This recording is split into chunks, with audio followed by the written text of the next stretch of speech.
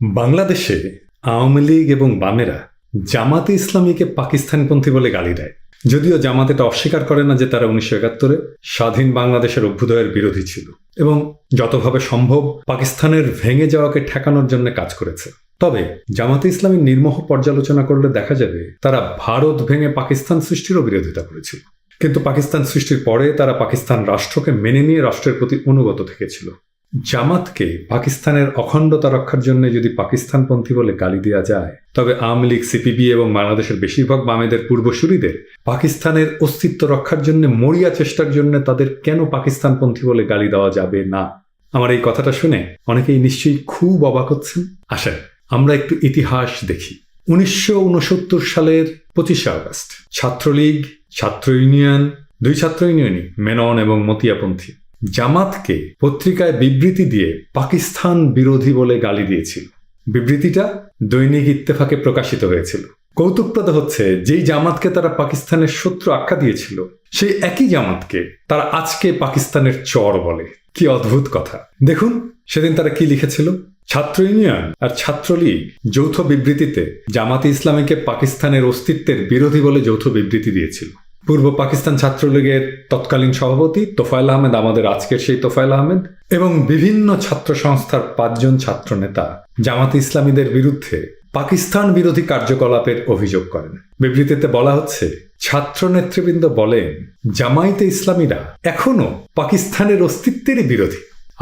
বিবৃতিতে অন্যান্য 5 জন ছাত্রনেতা হচ্ছেন পূর্ব পাকিস্তান ছাত্রলীগের সাধারণ সম্পাদক আব্দুর রব, আমাদের সেই জাসদের রব, পূর্ব পাকিস্তান ছাত্র ইউনিয়নের মতিয়া গ্রুপের সভাপতি শামসুদ্দোহা, সিপিবি করতেন, এবং সাধারণ সম্পাদক নুরুল ইসলাম। নুরুল ইসলাম মানে নুরুল ইসলাম নাহিদ, শিক্ষামন্ত্রী ছিল শেখ হাসিনার, এবং ছাত্র ইউনিয়ন মেনন গ্রুপের সভাপতি জামাল হায়দার এবং সম্পাদক মাহবুবুল্লাহ।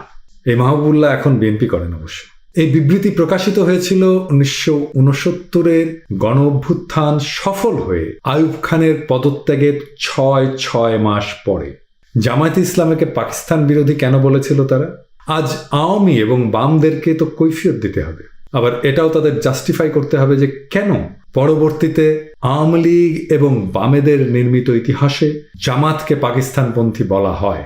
আওয়ামী লীগ আর বামেরা মিলে আমাদের ইতিহাসের যে বয়ান তৈরি করেছে, সে বয়ান কি বলে? সে বয়ান বলে 1948-এ ভাষার দাবির আন্দোলনের মধ্য দিয়ে পূর্ব পাকিস্তানের স্বাধীনতার আন্দোলনের সূচনা হয়। এটা আমার বানানো কথা না, আমি কয়েকটা রেফারেন্স দিচ্ছি, দেখেন। 69-এ পাকিস্তানের অখণ্ডতা রক্ষার জন্য পেরেশান হওয়া তোফায়েল আহমেদ 2019 সালে কি বলেছেন? তোফায়েল আহমেদ মাত্র 2 বছর আগেই বলেছেন 49-এর 23শে জুন আওয়ামী লীগ প্রতিষ্ঠা করে মহান ভাষা আন্দোলনের মধ্যে দিয়ে মহত্তর স্বাধীনতার বীজ রোপণ করেন শেখ মুজিব। শেখ মুজিবুর রহমান নিজেই বলেছেন, বাংলাদেশের স্বাধীনতা এবং সার্বভৌমত্ব ভাষা আন্দোলনেরই সুদূর প্রসারী ফলশ্রুতি। স্বাধীন বাংলাদেশে ফিরে শেখ মুজিব বেতার ভাষণে বলেছিলেন, 1952 সালের ভাষা আন্দোলন কেবল ভাষার জন্য আন্দোলন ছিল না, বরং তা ছিল সাংস্কৃতিক স্বাধিকার আর মানুষের মতো বাঁচার অধিকারের সংগ্রাম। সেদিন থেকেই শুরু হয়েছিল চরম সংগ্রামের প্রস্তুতি। এই আন্দোলন ছিল বাংলাদেশের মানুষের স্বাধিকারের আন্দোলন, স্বাধীনতার আন্দোলন। অবশ্য আওয়ামী স্তাবকেরা শেখ মুজিবের চাইতেও এক কাঠি সরেস।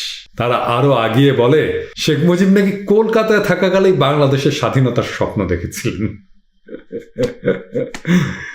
দেখেন, তারা বলছে 1945-46 শিক্ষাবর্ষে তৎকালীন ইসলামিয়া, বর্তমানে মাওলানা আজাদ কলেজে পড়াশোনার সময় বেকার হোস্টেলেই থাকতেন বঙ্গবন্ধু শেখ মুজিবুর রহমান। তার জন্য বরাদ্দ ছিল 3 তলার 24 নম্বর কক্ষটি। মনে করা হয় বঙ্গবন্ধু 2 বছর এই কক্ষ থেকেই বাংলাদেশের স্বাধীনতার স্বপ্ন দেখেছিলেন।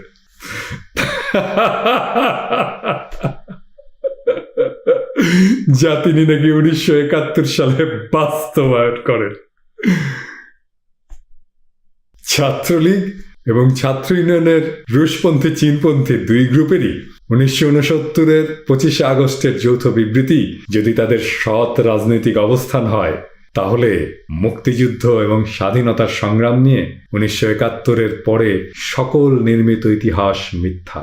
এখন একটা প্রশ্ন সঙ্গত কারণেই সামনে চলে আসে, যে 1969-এর আগস্ট মাসে যারা পাকিস্তান রাষ্ট্রের অখণ্ডতা রক্ষায় পেরেশান ছিলেন, তারা কেন, কোন মোটিভেশনে তার ঠিক 1 থেকে 1.5 বছরের মাথায় পাকিস্তান রাষ্ট্র ভেঙে বাংলাদেশ সৃষ্টির জন্য মুক্তিযুদ্ধ করেছিল? তাহলে এটা তো স্বীকার করতেই হবে 1952 থেকে স্বাধীনতার বীজ বপন বা স্বপ্ন দেখার কথা মিথ্যা। এদের চাইতে রাজনৈতিকভাবে অন্তত জামাতে ইসলামী সৎ। তারা তাদের রাজনৈতিক অবস্থান নিয়ে আওয়ামী লীগ আর বামেদের মতো অ্যাক্রোব্যাটিক্স খেলেনি। রাজনৈতিক আদর্শের ক্ষেত্রে অসৎ এই দলগুলোর তো সার্কাসের জোকার হওয়ার কথা, কিন্তু তারা রাজনীতির মাঠে কি করে